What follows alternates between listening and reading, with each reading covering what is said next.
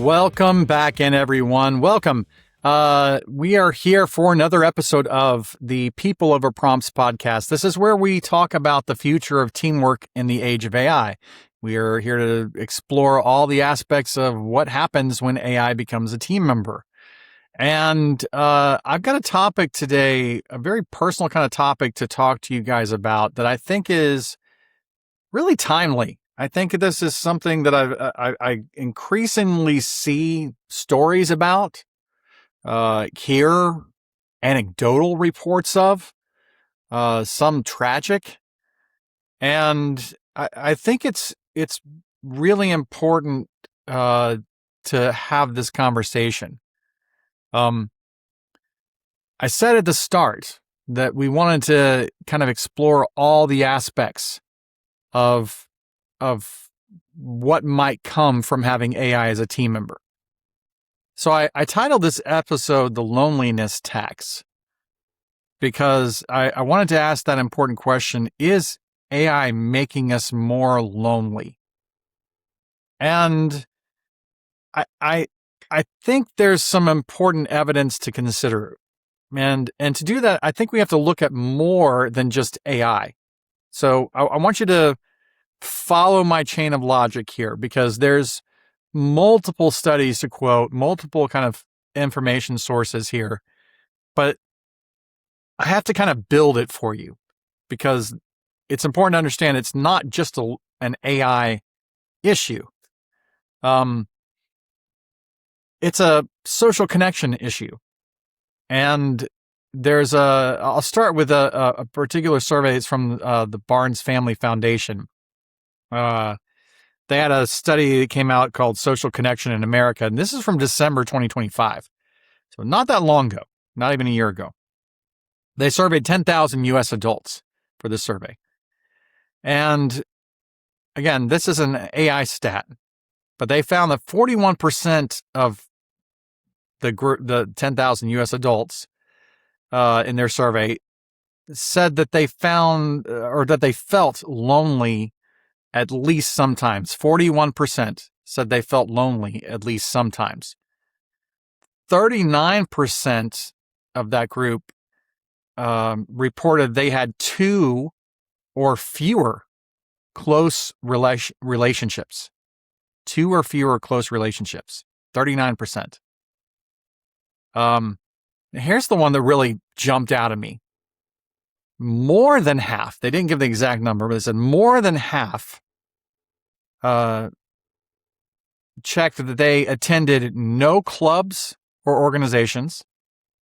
They attend no type of religious affiliated services or anything of that nature. They volunteered no time in any way, and never got together with neighbors for community projects or anything of that nature. So I think it's important to set the stage of what we're talking about here. Prior to AI, and I think maybe going back, a decade or so, I would kind of pin it. I think there's been a growing social disconnection, and that's a very bad thing. I've seen reports before about how the need for human connection is basically, you think about things like Maslow's hierarchy of needs. It's on the base level. It's on the foundational level of needs for humans, on par with food and water. It's just something that we must have. And we'll seek it out. We'll find ways to kind of acquire it when we don't have it. And very bad things occur when we feel disconnected. So the stats I just quoted to you, though, I think the bigger kind of picture is that there has been a diminishing social connection that's been occurring in ways that traditionally we have found it as humans. People aren't going to kind of community groups. People aren't going to churches. People aren't going to volunteer anywhere. There used to be all these service organizations and clubs.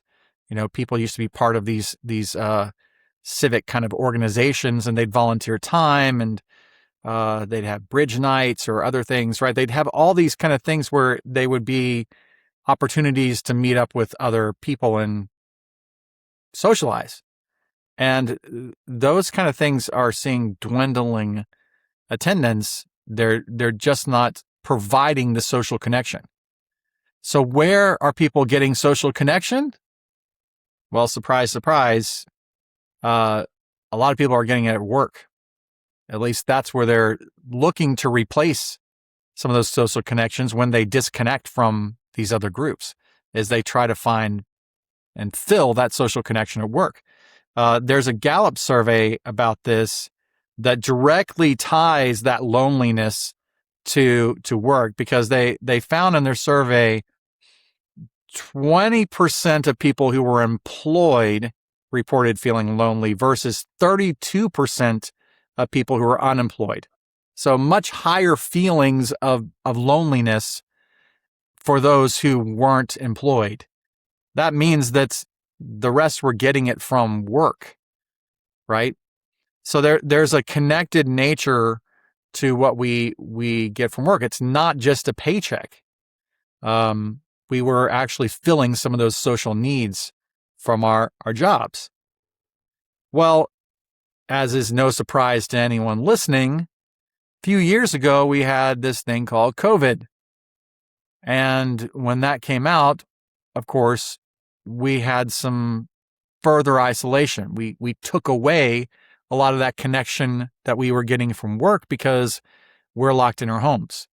Now, I don't want to overemphasize this because, gosh, that caused a whole host of other problems, right? We could sit here and have multiple episodes to talk about COVID and the effects on our psyche and isolation and ways we tried to overcome that lack of social connection while we were trying to social distance.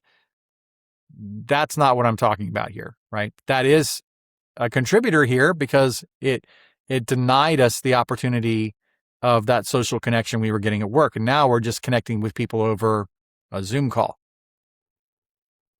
But that wasn't the end, because then some of us started going back to the office, felt a little bit of that social connection again by going back to the office.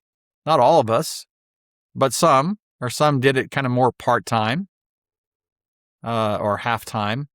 Then AI started to come onto the picture, come on the scene, and AI started to change the way we interact and talk with each other at work. There's a source I found for this. It's MOO. It's acronym. And another company called Census Wide did this survey. And they found that 65% of people in their survey admitted to asking AI before they asked a colleague. So think about that. 65% felt more comfortable going and asking an AI for help than asking a colleague. 52% just straight out said that collaborating with AI was easier. Right? It was easier for that person to collaborate with an AI. 61%, this one I found funny. 61% say AI was more helpful than their manager. And I don't know if that's really a stat about AI or if that's a stat about managers. Maybe it's a little of both. To quote one of my favorite older movies. Like a lot of things in life, we laugh because it's funny, and we laugh because it's true. Yeah, I mean, I can definitely see that, right? If I'm already getting grief from a manager, why would I go ask for help, or why would I say that they're helping me? It's easier for me to go to AI, which I can treat any way I want, and it's not really going to judge me. It's going to help me in whatever way I want. In fact, I can really control the language, the personality, and I can make its personality whatever I want it to be. And that's where it starts to become dangerous, because now I can actually have it feed me and feed the particular um, defects in my personality in ways that a human wouldn't. So it actually starts to enhance those areas and magnify, if you will, those qualities for me. If I tend to be a little suspicious, AI is going to confirm my suspicions, right? If I'm a conspiracy theory kind of person and I chat with an AI and I say, well, don't you think, though, that this is, oh, yeah, I can really see your point. I see why that's the case. Might even apologize that it doubted it or presented you with contrary facts, right? So it's not necessarily the best thing for a lot of different psychological conditions.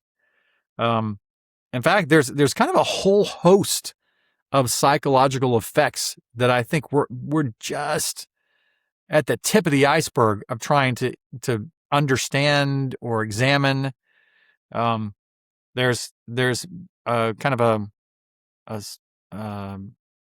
one report I found from the Journal of Applied Psychology that was doing a literature review of multiple other studies, and they found these 4 studies that showed a connection, causal connection here between frequent AI use and loneliness. That there was a direct cause and effect. 4 different studies. There's another one that I found that I really thought was interesting. It was the report was called "Social Cost of AI of an AI Teammate." It was from the University of California, Irvine, and it said that adding an AI teammate reduced human-to-human responsiveness, belonging, status, and feelings of being valued. I mean, think about that.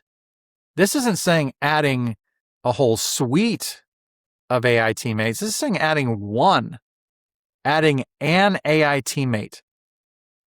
Reduced human-to-human responsiveness, belonging, status, and feelings of being valued. That's not a good thing. If my coworkers are feeling unvalued, if an employee is feeling unvalued, how do you think they're going to react to that? Any kind of scenario when someone feels unvalued at work, it's only negative responses from that. The most positive thing that they might do is leave. But other negative things, they could take actions to try to harm the company sometimes because they feel undervalued. They feel like the company doesn't see what they have in this person. So there's lots of negatives that come from that. There was others that I found that I thought were really kind of interesting. There was a Gallup survey from just this year, early this year, 2026, that kind of has measured this global daily employee loneliness over years, and it had risen over the past few years, but right now it's at about 22%. And understand this is global, so we're including lots of localities where AI is not being used very much at all, and much stronger social connections in those organizations, or societies. But 22% is still a very high number globally. That same Gallup survey found that 45% of workers 18 to 25 felt lonely at work. And I think that is a very troubling sign, because the older the employees were, the less they actually felt lonely.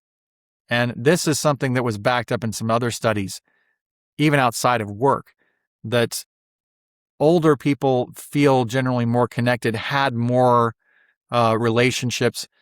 And yes, partly you can attribute that, I think, to time on the planet, that I just have longer to make those relationships, but not entirely.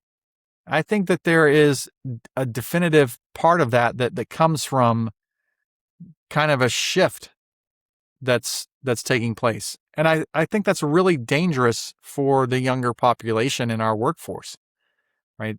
That 18 to 25 group. I mean, clearly we know that it's harder for them to find jobs. We just talked in the last episode about how the junior jobs are drying up. There's less and less of those. Companies are trying to eliminate their junior employees, and we've talked about how that's a dangerous thing. But even from the people who do have jobs, right? You can't respond to, I feel lonely at work, if I don't have a job. But 45% of 18 to 25-year-olds felt lonely at work, isolated, right? Disconnected. So I think the flag I'm trying to wave here, or the bell I'm trying to ring, whatever you want to say, is that this very well may be the beginning of a real crisis. And while there's a lot of data that's out there that kind of point to this possible conclusion, there's not quite a one-to-one correlation we can directly make then to that. But I think there's growing evidence to raise alarm bells, to say we were already struggling with loneliness at work, and people were already feeling more lonely in general. Then we started to feel more lonely at work. And that was our last refuge. That was the last place we felt like we were actually making human contact. And when that happens, sometimes we kind of accelerate it ourselves, because we just kind of lean in to the fact that, hey, it's just easier. It's messy with human relationships. I don't know what that person's going to say to me. And they might say something offensive. Or they may say something I don't like about that TV show I love. So it's just easier for me to have the conversation with the AI. Or, as I said earlier, maybe it's because I feel more judged by the human, and that AI is never going to judge me. I mean, I think that's a sad commentary. That might drive that kind of feeling, and drive people a little bit more into further and further interaction with AI, because they feel more supported, heard, respected, maybe in some cases even by AI. Like I say, I think there are psychological effects in this that we're only really touching the very tip of the iceberg on.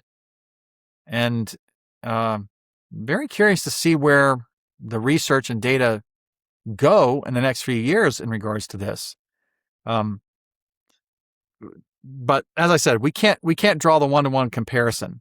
Not done though. There was a Surgeon General's report that talked about the negative effects of this and why this is so bad. If we are seeing these increases in loneliness, why that's something that should maybe cause some greater concern. The Surgeon General's report said that strong social connection actually increased the odds of survival by 50%. 50% increase the odds of just living. Poor social connections had a counter experience. 29% increased risk in heart disease when someone had poor social connections. 29% increase in heart disease, risk of heart disease. 32% increased risk of stroke for those with poor social connections. So there's harm that's occurring because of that psychological disconnection. Remember, I said it's kind of on that base layer of Maslow's hierarchy of needs. We need it like we need food and water. So, I mean, I know this is a tricky and difficult subject. We deal with data, we deal with technology, and talking about AI, it might feel a little uncomfortable to talk about something like loneliness, but this is new to the human experience.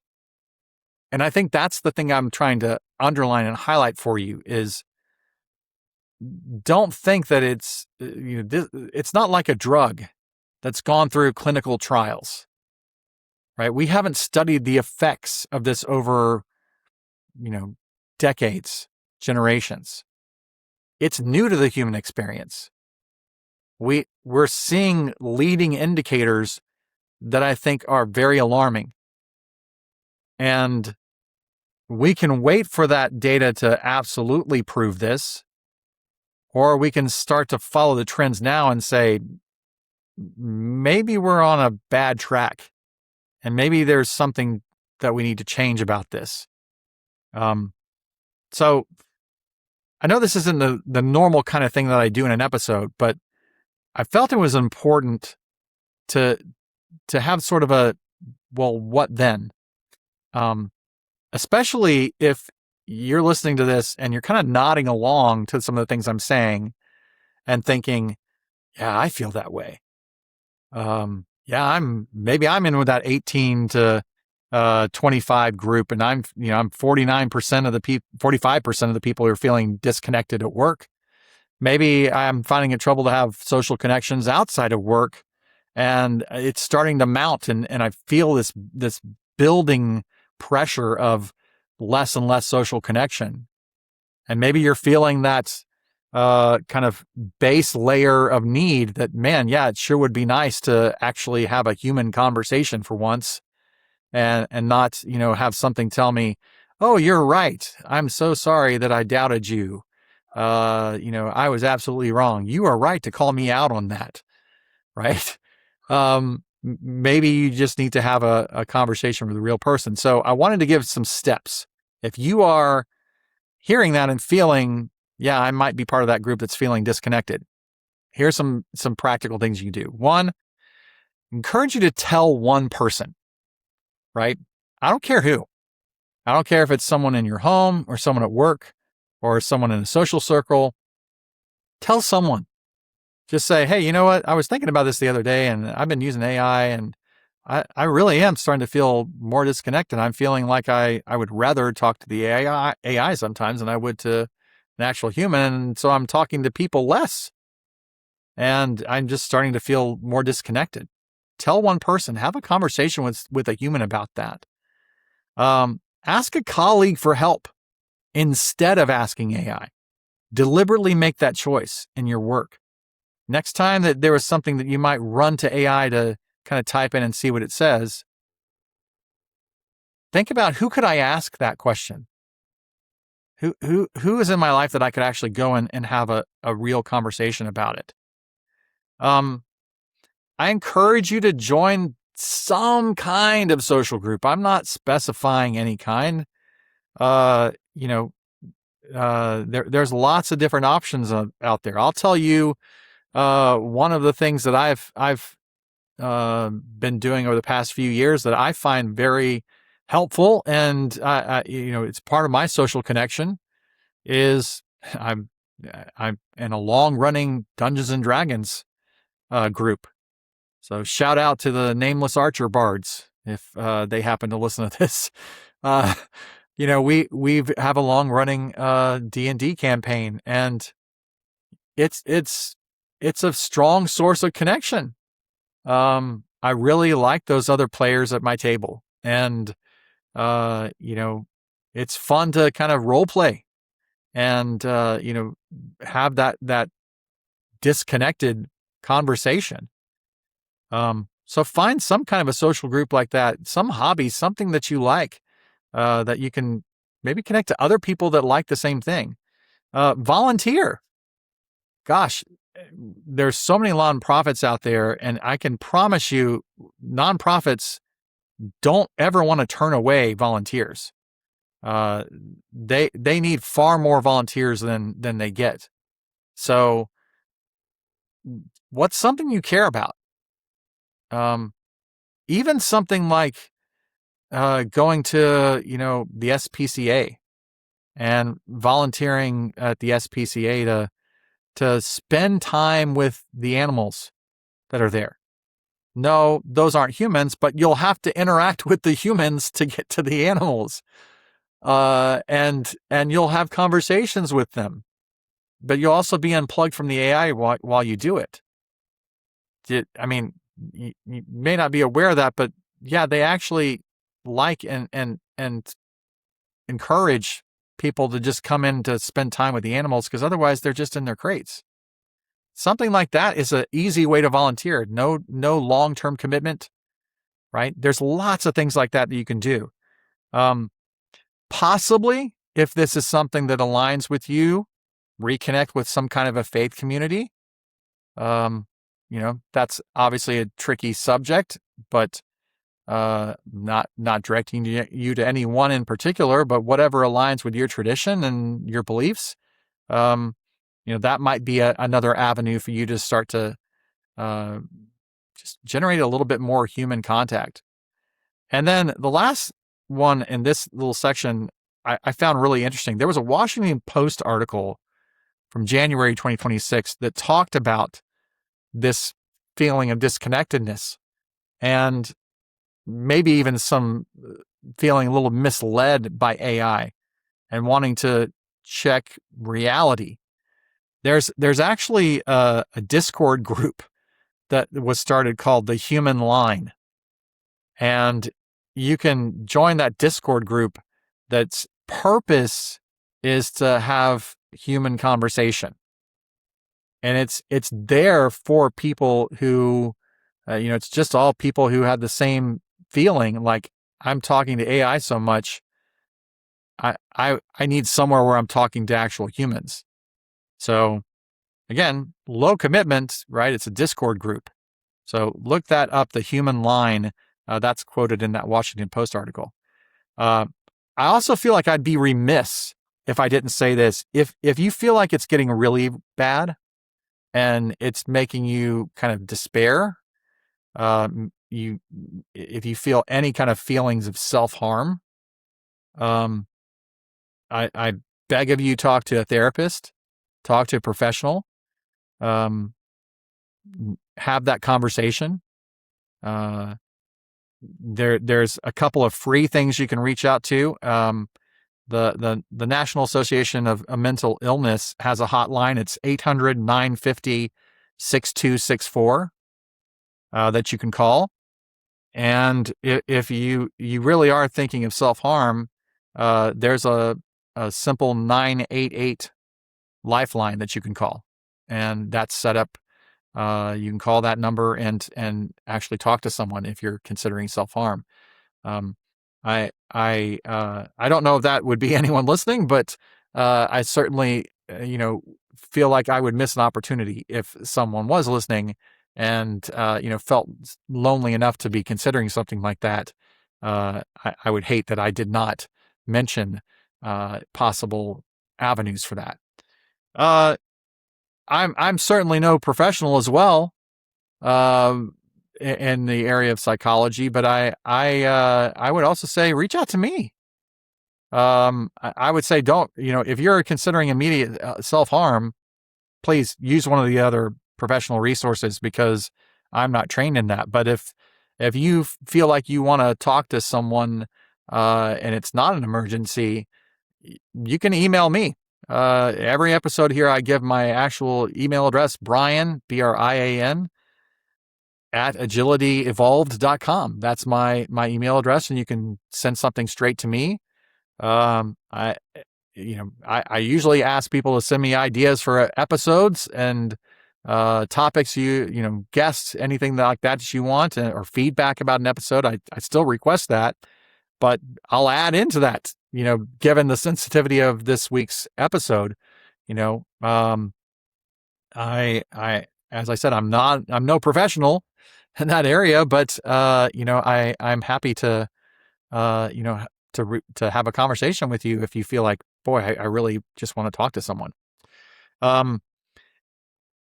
The other thing I'd say here as I wrap up is just, I know this is a little bit of an unusual episode, but I do want to explore these kinds of topics because I do think this is an important area in regards to AI that must be considered alongside all the other positive things. Now, I didn't throw this episode out there to say AI is bad and we should avoid it at all costs, but I think we should have clear-eyed view of it, right? And that's kind of the point. That's what we talk about here on this podcast.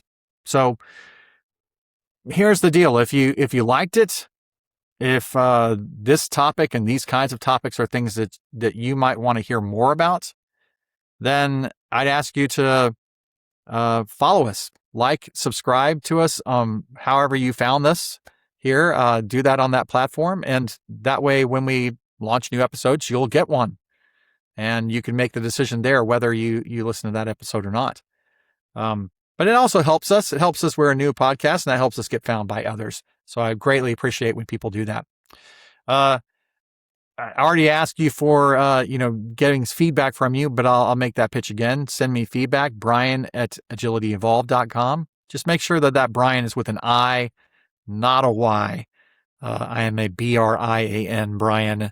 And that's the only way that'll get to me. And I just say, stick with us for the journey. I think we're going to cover other areas like this. They won't all be as personal as this, but I think that there will be a lot that will touch on these areas because that's part of our new reality. And I hope you'll stay along with me on this journey. So I appreciate you joining in, and we'll talk to you next week on another episode here of People Over Prompts podcast. Have a great week, everyone.